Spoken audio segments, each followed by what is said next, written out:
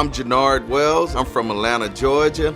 I'm an executive chef, author, entrepreneur, everything in between, or better yet, the chef of love.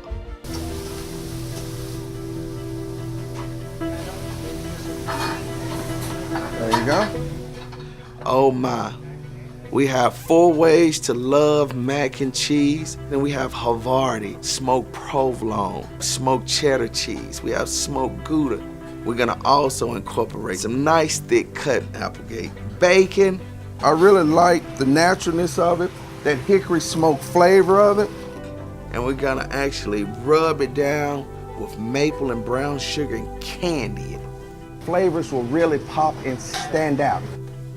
Toast it off, dice it up, and that's actually gonna go over our mac and cheese to give it a nice hearty bite.